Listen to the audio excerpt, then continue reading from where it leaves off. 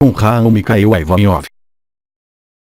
Bem, caros amigos, eis-me extremamente contente por reencontrar-me entre vocês. Vejo que vocês são numerosos a esperar poder fazer perguntas. Vocês sabem, fiel ao meu hábito, eu prefiro que nós troquemos, através de um diálogo construtivo, não através de questões que concernam a sua evolução pessoal, mas, efetivamente, no que concerne à evolução planetária, que nós vivemos, todos juntos, em nossos planos multidimensionais, ao mesmo tempo que vocês, em seus planos de 3 dimensões. Efetivamente, nesse momento, como vocês veem ao seu redor, mas, também, em vocês, certo número de transformações que estão em curso. Essas transformações são extremamente importantes.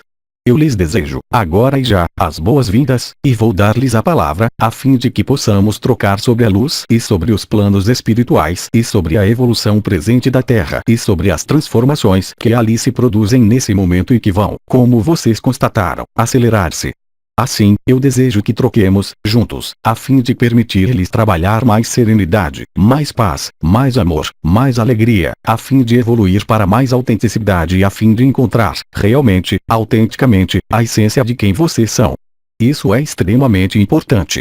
De fato, mais do que nunca, é-lhes solicitado para encontrar a si mesmos, o que vocês são, quem vocês são e que, enfim, vocês se tornem, realmente, o que vocês são, contrariamente às dificuldades que existem pela própria existência dessa dimensão, na qual eu vivi e na qual vocês vivem, vocês também, hoje, que nada tem a ver com a real dimensão de onde vocês vêm e a real dimensão de onde vocês são. Entretanto, se efetivamente quiserem, vamos começar a interagir. Questão: como se explica o desenvolvimento de vírus como a gripe aviária ou aquele que se encontra na reunião? Para começar, caros amigos, compreendam, efetivamente, que tudo o que acontece no exterior de vocês corresponde, exatamente, proporção por proporção, ao que acontece no interior de vocês. Agora, no que concerne ao que vocês chamam vírus, como tal, eles têm, obviamente, eles também, uma contrapartida nos planos sutis. Eles são ligados, primeiramente, ao que se chama o elemento ar. Eles são apenas a tradução, no plano denso, material, concreto, do que acontece nos planos muito mais sutis. Os elementos, atualmente, e desde já vários meses, entraram numa fase de expansão extremamente importante. Mas essa expansão não se faz de maneira harmoniosa. Ela se faz em função de pensamentos de humanos. Obviamente, o frio, os movimentos da terra, os movimentos da água, os movimentos dos diferentes elementos estão conjugando-se, atualmente, para provocar, no ser humano, não catástrofes, mas, sobretudo, uma transformação extremamente importante.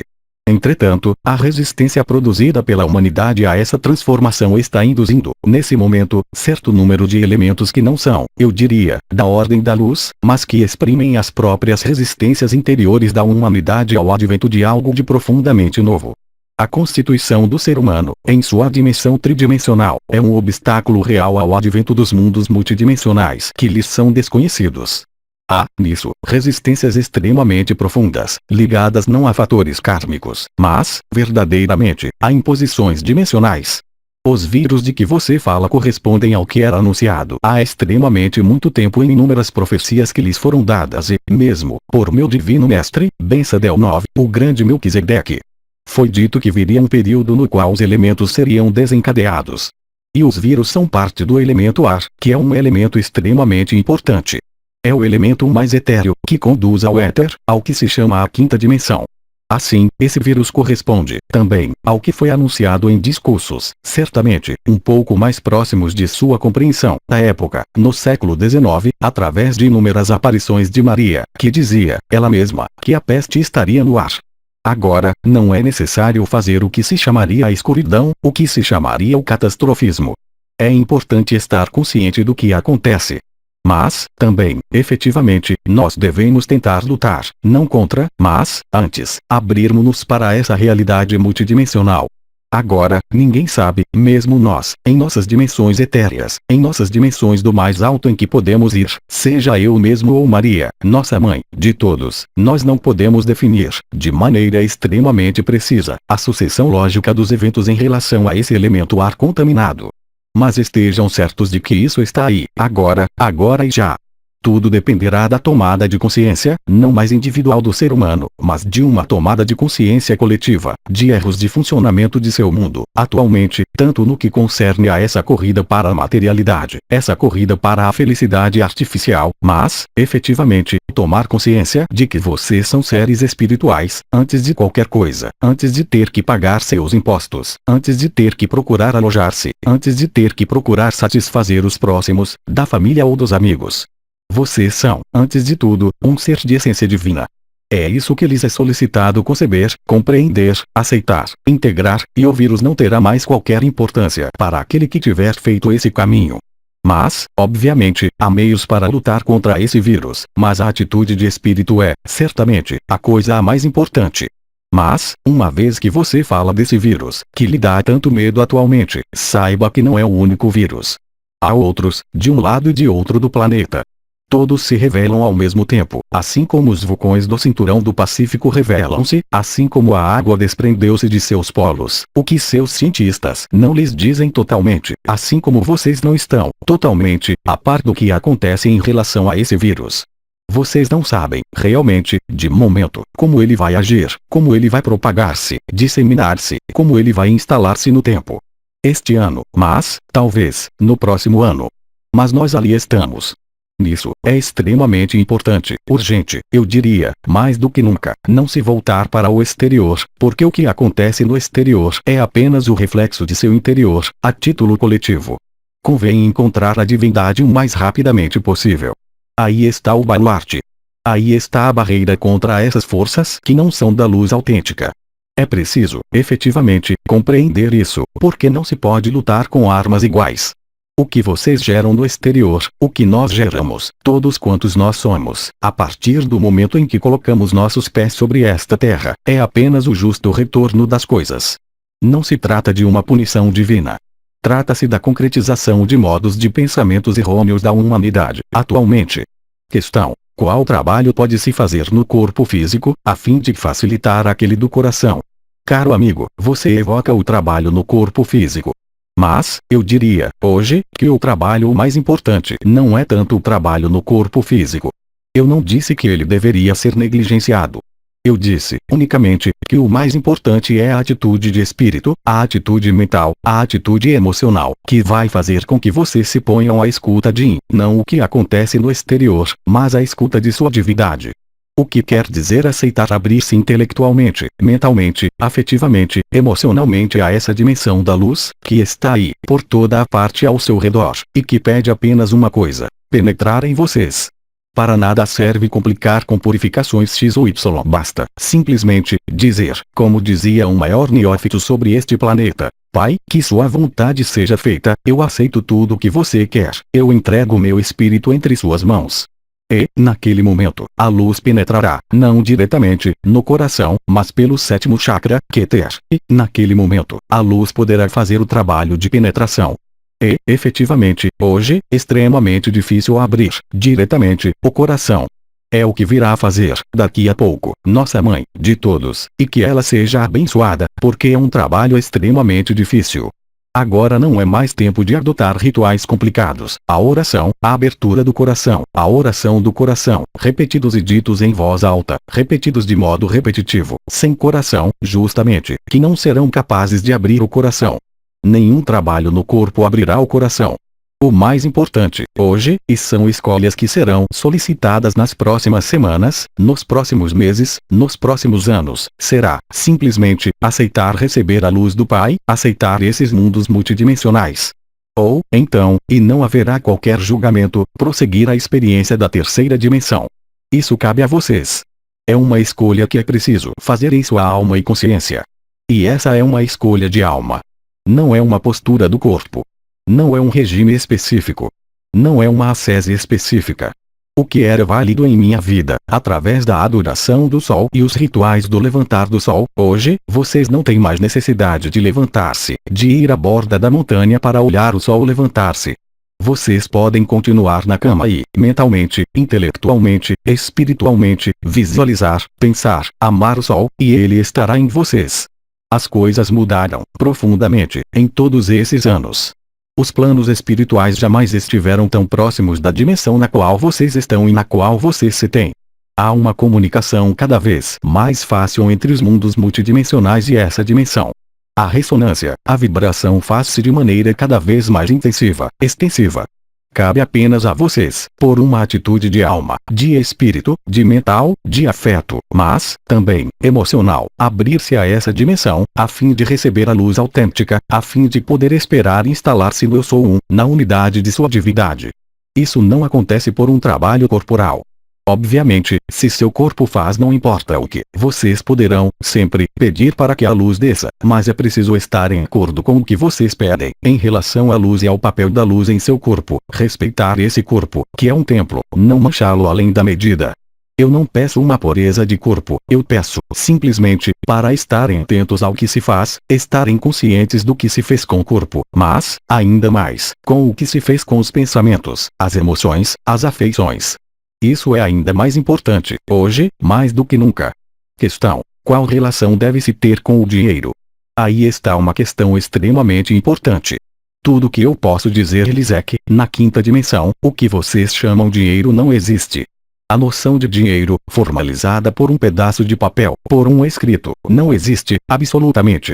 Entretanto, na terceira dimensão, foi criado o dinheiro. E o mais delicado não é que vocês tenham criado dinheiro, é um valor de troca, é que vocês tenham criado algo que é extremamente nefasto no mundo financeiro, é o que vocês chamam usura.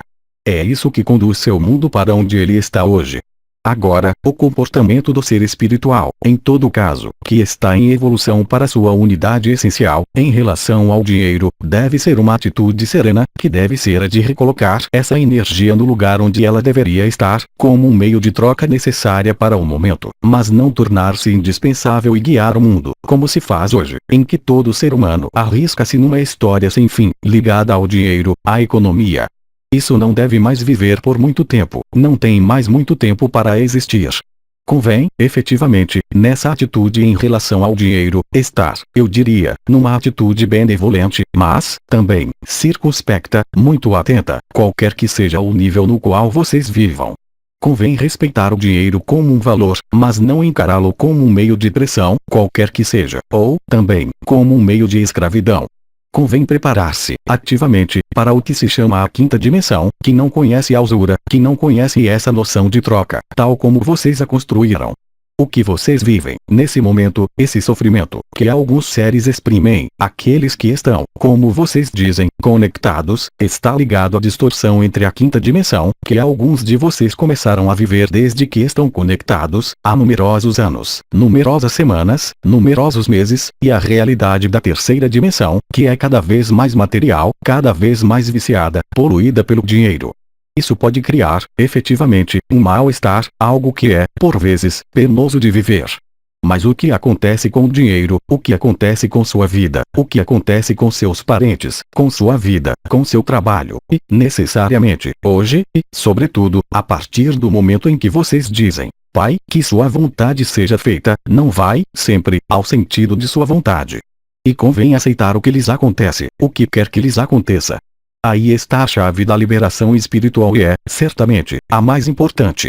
Então, se a vontade espiritual é a de tornar-se rico, aceite, agradeça. E se a vontade espiritual é de tornar-se muito pobre, sem um tostão, então, aceite, agradeça também, porque você não sabe o que isso significa. Vocês não veem mais longe do que a ponta de seu nariz, na interpretação ação/reação. Mas, a longo prazo, a intricação, para vocês que estão no caminho, é, certamente, muito mais positiva do que o que vocês creem e do que vocês podem aperceber-se. Estejam certos de que, muito proximamente, vocês terão a verificação disso, vocês terão a explicação disso. É preciso confiar, totalmente. É preciso abandonar-se, totalmente. Aí está a coisa mais importante, o que se chama a mestria, é deixar fazer a vontade da luz. Aí está a mestria, a verdadeira mestria. É única. Questão: poderia desenvolver sobre o processo de troca de almas. O processo que vocês chamam troca de almas foi chamado, nos países anglo-saxônicos, o Valkyrie. Esse fenômeno de Valkyrie corresponde a um contrato estabelecido entre duas almas. Uma, que está encarnada em um corpo, outra, que não é ela, e que havia decidido, antes que a primeira alma descesse no corpo, deixar à disposição do veículo, por certo tempo, para permitir à segunda alma efetuar uma missão de natureza espiritual. Esse processo existe, ele é real. Ele não é tão frequente como se diz, mas é real. Ele permite a grandes mestres ascensionados, realizados, voltarem em um corpo para completar uma missão. Mas existe outro processo, que é levado a efeito há muito pouco tempo, e que é ligado ao que se chama a aproximação de dimensões entre a terceira e a quinta dimensão. Esse processo foi chamado Valkyrie bidirecional, no qual há troca de almas entre dois corpos vivos. Um corpo que está aqui, em sua terceira dimensão, e outro corpo que se situa a Lures, ou numa terceira dimensão intraterrestre ou numa dimensão outra, que nada tem a ver com a dimensão na qual vocês vivem. Há, portanto, troca de almas, mas sem que haja necessidade de ruptura da corda de prata, sem que haja obrigação, para a primeira alma, de desaparecer no éter. Esse processo é chamado a desenvolver-se. Ele corresponderia, no plano, dir-se-á, habitual, fisiológico, médico, ao que vocês chamariam uma dissociação. E é um fenômeno extremamente preciso e específico, no qual a alma está, ao mesmo tempo, em seu corpo habitual, mas, também, em outro corpo e, ao mesmo tempo em que há outra alma no corpo dela e, ao mesmo tempo, no outro corpo. É um processo extremamente novo, que corresponde a processos que foram iniciados há, agora, certo número de anos, que corresponde à passagem de Aquário, mas, também, ao advento da quinta dimensão. Isso se tornou possível, unicamente, naquele momento. Isso não existia anteriormente. Antes, havia casos de posse ou de incorporação, que não são, de modo algum, os mesmos processos de troca de almas. O processo de canalização, em alguns casos, corresponde, também, a processos de troca de almas, sem que haja efeitos nefastos da alma que acolhe no corpo. Questão: quais são as diferenças entre o que Rudolf Steiner chamou as três forças, luciferiana, arimaniana e crística? Desde o próprio advento da terceira dimensão, há 50.000 anos, certo número de forças está na obra, mas, tanto no interior do corpo encarnado como no exterior do corpo. É exatamente a mesma coisa. É preciso, efetivamente, compreender isso. Há forças que tendem a fazer evoluir o ser humano, a puxar para uma fossilização. A materialidade, a ausência de luz, é o que Steiner havia chamado de forças arimanianas. São, também, as forças que foram chamadas satânicas, diabólicas, porque se opõem à evolução da luz. O problema não vem dessas forças. Elas são muito fáceis, a priori, de identificar, tanto no exterior de si como no interior de si. O problema vem de duas outras forças. Há uma força que foi qualificada, por Steiner, de luciferiana. E vocês conhecem toda a história de Lúcifer. E há uma terceira força, que é a força micaélica ou crística, é a mesma, o que eu chamo a luz autêntica. A luz luciferiana, porque ela é, também, uma luz, não é da sombra, tem por vocação levá-los a uma luz, mas desatrelando-os, desprendendo-os de seu veículo físico. Isso corresponde à ilusão espiritual de fazê-los crer que podem tocar a luz, o que é um caso quando vocês morrem, é claro, mas abandonando o corpo, deixando o corpo livre para fazer o que ele quer. Ela vai, portanto, cortá-los de sua encarnação e fazê-los vagar numa luz ilusória, numa luz que não é da sombra, mas numa luz que não participa mais da vontade do Cristo, e da vontade micaélica, e, portanto, da vontade dos planos espirituais, mas que participa de um plano que foi corrompido, que quis fazer de modo que a alma humana retornasse à luz, mas sem espiritualizar, sem ascensionar a matéria. Aí está a diferença entre as duas. Mas essas duas forças pertencem à luz. Simplesmente, há uma que é a luz autêntica, que porta, como se diria, o carimbo da divindade, e a outra, que não porta mais o carimbo da divindade, mas que procura evoluir por sua própria conta. Aí se encontra a ilusão espiritual. Aí se encontram as coisas que querem levá-los para a luz, mas sem levar o conjunto de seus veículos. Ora, o fenômeno ascensional necessita de um fenômeno de transubstanciação do conjunto de seus veículos, do conjunto de seus corpos, ali compreendido o corpo físico, que deve espiritualizar-se, tornar-se luz, que deve transformar seu DNA, que deve transformar sua carcaça celular, proteica, em outras moléculas, outros átomos. Aí está a evolução no sentido micaélico do termo, no sentido crístico. E é muito importante, hoje, fazer a diferença entre essas duas dimensões. São dois mundos diferentes. E os dois estão em competição. Aí onde isso se torna complicado é que, em alguns casos, as forças luciferianas podem casar-se com forças diabólicas, para trabalhar em concerto, para provocar, não gosto muito dessa palavra, o que se convencionou chamar a queda. Mas hoje, devido à presença dos planos micaélicos que estão presentes, vibratoriamente, há numerosos anos, mas que se reforçam progressivamente e à medida do tempo que passa, é extremamente fácil religar-se à egrégora micaélica, pedir a proteção de Miguel, pedir o manto azul de Miguel, a fim de estar protegido da armadilha da ilusão. Isso é extremamente importante. Questão. Parecia que havia, em encarnação, num corpo de síntese, a presença do Pai, num corpo físico, a presença do Filho. Poderia confirmar. Eu não posso confirmar. Eu posso, simplesmente, dizer que todo ser humano, aqui presente, é, ele mesmo, o Cristo, que todo ser aqui presente, a partir do momento em que ele se abre ao Pai, torna-se a vibração do Pai. É o que lhes é solicitado, para a passagem à quinta dimensão. Não esperem por um Salvador que virá pelos ares ou de sob a terra aportar-lhes sua bênção, e puxá-los pela mão e dizer-lhes, venham, subam. Isso não é verdade. São tolices. O único ser que é capaz de ascensionar deve fazê-lo, ele mesmo, por uma decisão deliberada que é Pai, eu aceito a luz que é. Pai, eu entrego meu espírito entre suas mãos. Esse é um mestre. Esse é Cristo. Esse se tornará o Pai. Não há entidade individualizada presente, hoje, a título crístico ou a título de Pai, assim como não há entidade, hoje, que represente Miguel. Mas alguns médiums ou canais podem receber a presença micaélica, obviamente, mas essas entidades espirituais pertencem a mundos dimensionais que estão bem além das possibilidades de tomar um corpo. Elas podem, obviamente, como foi escrito, criar corpos. Mas onde está o interesse de criar um corpo na terceira dimensão, enquanto estamos numa fase ascensional, numa fase em que devemos ascensionar e na qual é solicitado, a todo ser humano presente nessa terceira, tornar-se, ele mesmo, um próprio mestre, seu próprio mestre, e tornar-se o Cristo. Cristo voltará, não num corpo físico. Ele voltará através da nuvem, como foi escrito, ou seja, através de uma dimensão ou outra, superior, e não em um corpo de carne. Aquele que pretenderia ser o Cristo, hoje, sozinho, eu não sei quem é ele. Agora, se vocês todos, aqui presentes, através do trabalho de Maria, através do que vocês querem tornar-se, dizem-me, nós somos Cristo, eu aceito.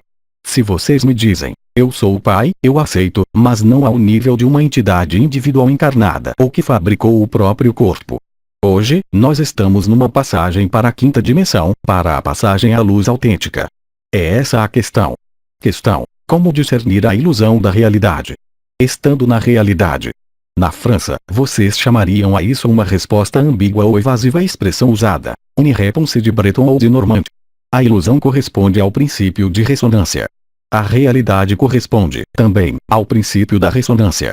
Se você é autêntico consigo mesmo, se está alinhado com a essência do que você é, se faz um esforço consciente, real, não de poder espiritual, não de poder humano, mas, realmente, no sentido mais nobre do termo, naquele momento, você está na realidade.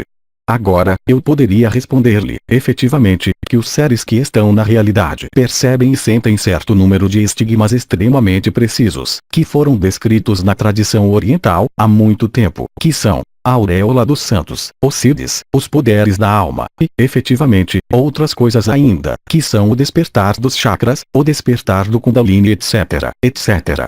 Mas, hoje, compreendam, efetivamente, que isso pertence ao antigo mundo. O mais importante é ser autêntico consigo mesmo. A partir do momento em que você é autêntico consigo mesmo, você é autêntico com o mundo que o cerca e a ilusão não tem mais tomada sobre você. Enquanto houver, em você, uma zona de sombra, persistirá uma zona de ilusão. Agora, eu concebo que isso possa ser extremamente difícil a compreender intelectualmente, mas não é, unicamente, uma compreensão intelectual, porque, hoje, vocês têm, realmente, essa luz autêntica que está aí, por toda a parte, que os banha. Há duas forças presentes. Se vocês olham com um olhar separado e dividido, o olhar da ilusão, vocês verão vírus terríveis que querem matá-los. Vocês verão sismos, catástrofes como a Terra jamais conheceu. Agora, se vocês querem ver a realidade do que vocês são, verão apenas isso, a partir do momento em que forem autênticos consigo mesmos. E isso não corresponde a um dogma. Isso não corresponde a um modelo religioso. Isso não corresponde a uma tradição, qualquer que seja. Nós estamos, hoje, presentemente, além das tradições, o que não quer dizer que se deva rejeitar as tradições, totalmente, mas é preciso superá-las. É o que dizia Krishnamurti, é o que dizia Sri Aurobindo e outros mestres hindus que eu encontrei em minha vida. Eles estavam na verdade, ou seja, é preciso abandonar, é preciso matar todos os modelos, é preciso ser si mesmo. Ser si mesmo necessita de não mais fazer referência a algo de exterior a si, não mais fazer referência a um passado, mas estar totalmente centrado no instante, como o que vocês viverão, dentro de muito pouco tempo, eu creio, com Maria, com nossa mamãe. Aí está a verdade essencial, e a coisa primordial que deve ocupar suas noites e seus dias. Falei, com veemência, certamente, mas falei. Questão: poderia desenvolver sobre a relação entre a Terra e Orion. Essa é uma questão extremamente longa. Vai se dar alguns elementos, se efetivamente quiserem, ou vamos passar muito, demasiado tempo. Há, agora, mais de 50.000 anos, nosso venerado mestre, que criou a ordem de Melquisedeque, que é Oriones, que é um regente de Orion, que foi Melquisedeque, que foi, também, Ben-Sadel IX, sim, decidiu, como regente desse sistema solar, fazer encarnar uma vibração específica sobre os seres que estavam, então, presentes sobre este planeta. Eu passo os detalhes. Orion é, portanto, diretamente religado ao que vocês vivem. O mestre Oriones foi aquele que iniciou o nível de consciência que vocês experimentam há 50.000 anos e, como tal, ele tem a guarda, a segurança da boa realização de seu plano que termina agora. Orion desempenhou um papel fundamental, em especial o cinturão de Orion com algumas estrelas e planetas habitáveis que estavam aí, que continuam aí, mas em mundos dimensionais diferentemente mais elevados do que aquele que vocês conhecem. De fato, Oriones, ou Melquisedeque, vem da 18ª dimensão. São aqueles que, de algum modo, cumpriram a vontade de energias ao mais próximo do Pai, que se chamariam e que se chamam sempre os Iota Kodesh, de maneira a criar esse nível de dimensão 3, que não é uma constante nos sistemas solares e nas vidas existentes por toda parte nos universos. Nenhuma vida é obrigada a passar por tal dimensão ou tal outra dimensão, isso não é uma regra absoluta. Orion, a constelação de Orion, o cinturão de Orion, em especial, a estrela Almilon, e Mintaka, numa menor medida, são duas das 3 estrelas que intervieram de modo extremamente preservado na evolução deste planeta. Essa evolução foi decidida. Nós não temos, mesmo eu, que julgar, de minha dimensão, o porquê, o como, o porquê essa dimensão terceira foi inserida no desenvolvimento da Terra. Entretanto, aí está o papel de Orion. Efetivamente, ele é extremamente importante. E, desde aquela época, Melquisedeque, o bem-amado Oriones, meu grande mestre, encarnou-se em algumas reprises, e, também, fundou uma ordem que se chama a Ordem de Melquisedeque, na qual os abençoados Elohim, os pequenos deuses, seguiram a encarnação há 50.000 anos. Eles fizeram o sacrifício de sua dimensão 18ª para acompanhar essa humanidade até seu termo. Alguns abençoados Elohim caíram, outros estão, ainda, presentes sobre a Terra. Eles portam, neles, a vibração da ordem dos Melquisedeques, que é uma energia extremamente específica, ligada à cor azul e à cor dourada. O papel dos Melquisedeques é um papel iniciático. Chamam-nos, aliás, esses Melquisedeques, quer eles estejam encarnados ou não, os iniciadores ou os mestres instrutores, porque eles conhecem a estrutura energética total das multidimensões do ser. Eles têm um conhecimento extremamente preciso da natureza humana. Aí está o que se pode dizer sobre Orion. Há, portanto, uma filiação real, em relação a Orion. Poder-se-ia, efetivamente, dizer outras coisas, mas isso seria demasiado longo. Outra questão. O que você pensa daqueles que se dedicam a vida à meditação? Eles meditam. Eles oram por todos os outros humanos. É tudo para a glorificação deles. Felizmente, há seres que oram. Felizmente, há seres, mestres, que se encarnaram durante sua história, de nossa história, para evitar o pior. Mas, hoje, isso não tem mais, realmente, razão de ser. Para nada serve partir, fazer viagens ao outro extremo do planeta, para encontrar uma tradição, para encontrar o mestre, qualquer que seja. É você o mestre. É o que lhes é solicitado ser. Torne-se um mestre. Ousem ir adiante. Tornem-se a luz que vocês são. Aí está o que é solicitado. Eu me empolgo. Outra questão. É bom e útil fazer-se abrir os chakras? Com uma chave de 12 ou chave de 14? Os chakras, peça a luz para abri-los. Há seres que abrem os chakras, sim. Mas eles abrem para quê? Ele é aberto para a luz? Ele é aberto para o ego? Ele é aberto para o emocional? Ou ele é, realmente, aberto nos planos espirituais?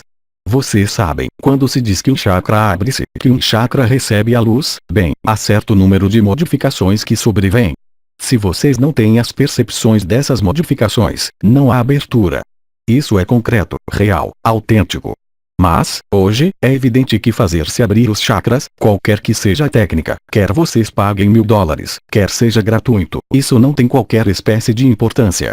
É importante ser si mesmo. Se você é si mesmo, eles se abrirão, todos, à luz. Vocês receberão a Shakti, o Espírito Santo, a Shekinah. Vocês abrirão seus chakras naquele momento. Agora, vocês podem encontrar mestres em seu caminho, que vão abrir seus chakras, mas não é por isso que eles os transformarão em mestres. Vocês serão, sempre, os discípulos, e eles os mestres. Vejam vocês a diferença. Hoje, é-lhe solicitado tornar-se um mestre. Vocês são seres de luz. Como é preciso dizê-lo? Vocês não são discípulos do que quer que seja. Vocês não são aprendizes do que quer que seja. Terminou isso. Era o antigo tempo. Vocês o têm vivido durante 50.000 anos. Terminou. Vocês são mestres. Vocês são mestres autênticos. Vocês são Cristo. Vocês são Miguel. Aceitem-no e aceitem, também, a vontade da luz, aí está a coisa mais importante. Outra questão. Que é da evolução da África e das almas que habitam esse país. Há, efetivamente, um problema que não é um real problema. É preciso saber que o advento da quinta dimensão e seu acesso à quinta dimensão é um ato individual, qualquer que seja a raça, qualquer que seja a religião, qualquer que seja a idade que vocês tenham. Esse processo individual é um ato deliberado, é um ato de decisão consciente. Agora, até o último minuto da existência da terceira dimensão, todo ser humano pode fazer a escolha da quinta dimensão. Não há limitações ligadas a qualquer noção racial ou qualquer noção kármica. Há, realmente, uma liberdade de escolha. Agora, é verdade que, ao nível vibratório, infelizmente, algumas regiões do planeta não se beneficiam das mesmas efusões de luz que outras regiões, o que não quer dizer que o ocidental seja superior ao africano, longe disso. Há africanos que estão extremamente despertados. Há, em todas as religiões, seres despertos. O que eu quero dizer com isso é que o reflexo, ao nível coletivo do que acontece no exterior, corresponde ao que aconteceu ao nível de almas individuais encarnadas, nesse momento, nesses países. De fato, quem se perguntou por que os tremores de terra e a invasão pela água, no ano passado, ocorreram em países nos quais havia tido, anos anteriores, florestas que queimaram, milhões e milhões de hectares que queimaram, com um colapso da economia desses países, isso corresponde à realidade que eles tiveram que viver. Obviamente, isso corresponde à realidade. Tem-se a impressão, hoje, que há muitos povos que fazem coisas terríveis e que não pagam o que quer que seja. Ninguém é juiz. Mas a luz lembra-se, sempre, do que aconteceu e não é porque não houve ação/reação no momento que isso não terá ocorrido. Agora, há outras possibilidades de acesso à quinta dimensão, que passam, também, pelo abandono do veículo de carne, portanto, pela morte. Vocês não sabem, quando há partidas coletivas, como em deslizamentos de terra, como em tremores de terra, como nos vírus, quando um conjunto de indivíduos parte ao mesmo tempo, vocês não têm qualquer meio de saber se esses seres não eram seres de luz. Agora, o problema não está aí. O problema é si mesmo, em relação a essas escolhas, qualquer que seja a raça, qualquer que seja a religião, qualquer que seja a idade. É-nos solicitado, individualmente, mais a mim, obrigado Pai, escolher, fazer escolhas. Isso é extremamente importante. Essa escolha, não lhes é proposta todos os anos ou todas as vidas. Ela sobrevém a cada 50.000 anos. Portanto, pesem bem o pró e o contra. Que vocês querem para sua alma, para sua vida? Que vocês querem? Vocês querem experimentar a divisão e a separação ainda há 50.000 anos? Vocês têm necessidade de fazer a experiência da matéria. Ninguém os julgará.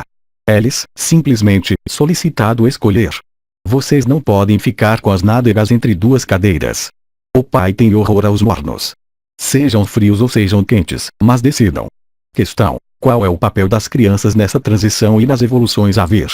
Uma alma que teria escolhido, no momento dessa expansão de consciência, aceder a essa nova dimensão, verá, no momento em que isso se produzir a título coletivo, porque isso pode se produzir a título individual, a idade que ela terá. Quer ela seja recém-nascida, quer tenha 1 ou 2 anos, é que ela decidiu, conscientemente, em sua alma e consciência, viver esse fenômeno sendo uma criança. Não há julgamento de valor, qualquer que seja a idade. Eu repito, quer vocês tenham 90 anos ou um bebê que acaba de nascer, isso não tem qualquer importância ao nível da alma. Agora, dado que nós observamos de nossas diferentes dimensões superiores, é evidente que é mais fácil, a priori, aceitar a quinta dimensão quando se é mais jovem do que mais idoso, porque, quando se tem mais idade, há certo número de hábitos que foram tomados, que são extremamente difíceis a vencer, comportamentos, condicionamentos que são difíceis a soltar. Uma mãe que criou seus filhos, ela se põe a questão sobre seus filhos. Um homem que sempre trabalhou, coloca-se a questão que, se ele não trabalha mais, o que vai acontecer? Obviamente, são questões que existem, enquanto uma criança põe-se menos questões. Quando a luz estiver aí, ela estará aí. Quando ela, a criança, desenvolver o corpo de luz, ela o desenvolverá. Ela não se colocará as questões que se põe um adulto. É porque, na idade adulta, é-lhe solicitado para fazer escolhas, colocar atos e terem-se ali. Não é tanto um problema para os pequenos bebês. Não é tanto um problema para os outros reinos da natureza. O problema essencial é o ser humano. Questão: você conhece os seres cristal? Perfeitamente. Aqueles a quem se chama os seres cristal, que foram chamados como tais, são os Elohim, os abençoados Elohim. São seres de pura luz, que vêm do que se chama a fonte de cristal. A fonte de cristal corresponde ao que se chama o 13º corpo, mas, também, a 13ª e a 18ª dimensões. São seres de pura luz que aceitaram fazer o sacrifício de sua dimensão superior para tomar um corpo de carne, para alguns. Outros, em contrapartida, continuaram seres de cristal.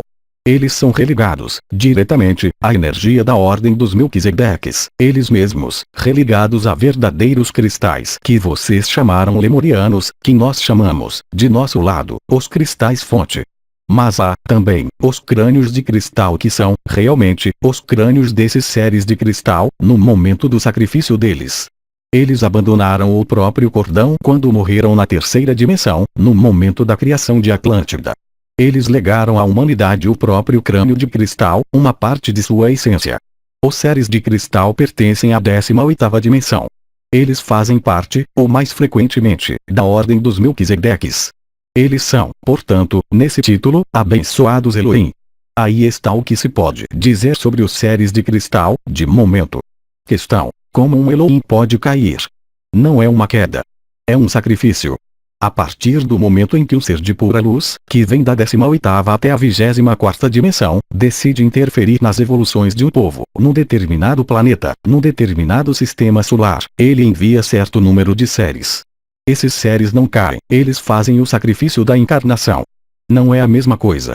A partir do momento em que vocês criam um mundo, e vocês o criarão, vocês também, em alguns milhares de anos, vocês se tornarão criadores de universos. Todo ser humano torna-se um criador de universo, a partir do momento em que se cria uma dimensão, no sentido vibratório, é-se obrigado a acompanhar essa criação. Isso não é uma queda ou, então, é uma queda voluntária. Isso se chama um sacrifício. Os seres de cristal, que vieram no momento da criação de Atlântida, há muito tempo, Oriones não veio naquele momento, ele enviou 12 seres que se chamaram os 12 Elohim, que se tornaram, bem depois, o reflexo daqueles que se chamavam os 24 anciões, os 12 Elohim, que vieram sobre a Terra, tomaram um corpo de carne e participaram do advento da terceira dimensão, mas tiveram a obrigação desse sacrifício durante 50.000 anos, para acompanhar a evolução. Agora, efetivamente, o jogo da encarnação na terceira dimensão fez com que alguns desses Elohim tenham falhado em sua missão, o que quer dizer que eles serão obrigados a reiniciar o ciclo, antes de reencontrar sua condição de Elohim. Não há condenação eterna. Isso não existe. Há erros. Há experiências que são bem-sucedidas e outras menos bem-sucedidas. Elas não são fracassadas, contudo.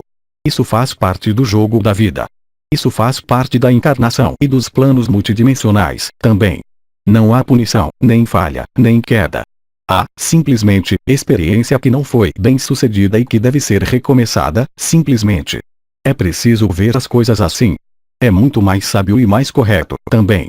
Questão: existem seres de cristal, fora aqueles que deixaram o crânio? Eu, pessoalmente, não os conheço. Talvez haja. Mas isso me surpreenderia. Se eu acredito em Oriones, e creio que se pode acreditar nele, ele diz, sempre, que os 12 seres que vieram, eles eram 12, não 13, não 15, mas eles eram 12, e é lógico. Não é por acaso que eles eram 12, obviamente. Agora, eu não penso que possa haver outros seres de cristal, a não ser por um processo de Valkyrie. Naquele momento, é diferente. Eu falo, realmente, de seres que fizeram o sacrifício da encarnação, passando pelas vias genitais de criação de corpos. Eu não falo de processos de Valkyrie nem que, aí, um Elohim pode, efetivamente, tomar um corpo. Não é o mesmo processo. Aí, é um empréstimo, não é um sacrifício.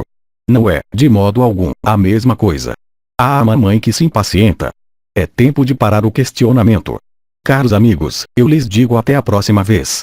Fiquei muito contente por compartilhar com vocês, mas é preciso que eu me salve agora, porque a mamãe tem muitas coisas a fazer a vocês. Então, eu lhes digo até muito em breve. Recebam toda a minha bênção e todo o meu amor. Até breve, caros amigos. Aos 3 Dimensões, 24 de fevereiro de 2006. Versão para o português, Célia G. Mensagem atemporal.